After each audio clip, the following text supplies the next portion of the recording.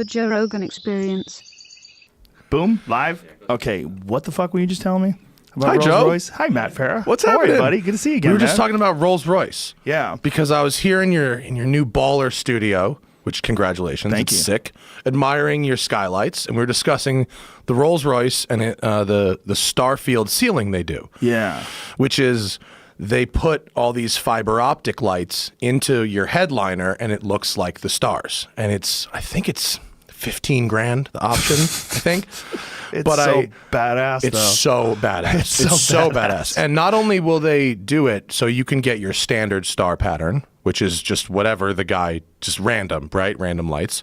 Or they'll make you exact constellations if you prefer. Right, like if you're one of those astrology people. Yeah. Or they will make you, the sky directly above your house if you give them a coordinate. There's a photo of it. How badass that looks. So badass.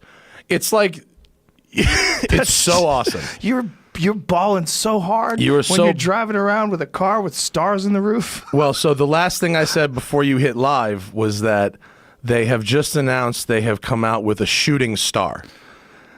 So I don't know how it works. I'm not sure exactly what, but I guess you can get shooting stars in your ceiling now. That is crazy. What are they going to do? Make the whole thing a big LCD pattern or something?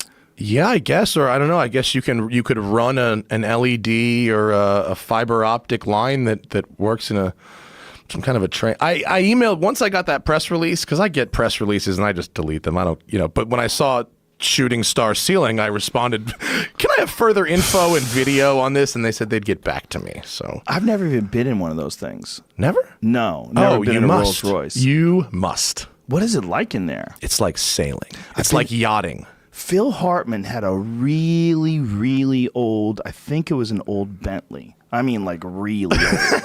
It Like was 60s old? older than that. Like 30s old? It was fucking old, man. I wish I paid attention to cars back then. But back then it was when I just started getting on TV. I really didn't. When I was broke, I always loved cars when I was a kid, but then I was broke. My attitude was like, don't think about some shit you're never going to be able to afford. Yeah. So just don't think Look about at you it. now, Joe Rogan, with all the toys Got a lot and of somewhere toys. to park them. Somewhere to park them. But he had this old baller-looking thing. It was like something out of Citizen Kane. Oh, yeah. Just this incredible boat.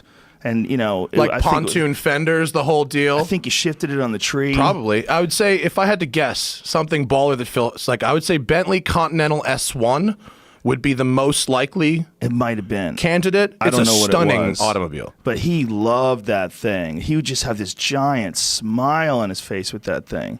He was like, I this can is picture so that ridiculous. Phil Hartman smile. Oh, he Yeah. loved it, man. I That can't dude do the loves some voice. cars. That's great. Phil Hartman's bit like that?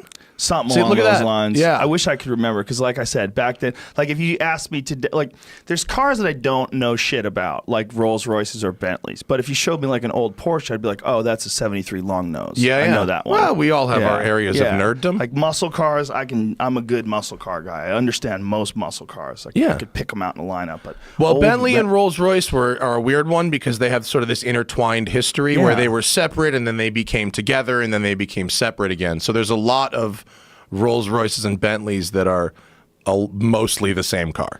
that's like super baller level where you're like, okay, look, forget about it. Let's just get a car that's makes no sound, like you can't hear anything. Rollses are really amazing cars. Oh. They're so fucking cool, dude. I can imagine. And even like to a lot of car guys, especially like, you are such like a manual transmission, you want your car, I know you want your car to be like really close to a race car. I like it being dirty. I Right. like it being gritty. Like I want to feel the rocks as I drive over them. Right. Well, you would appreciate a Rolls-Royce's ability to make 100% of that disappear.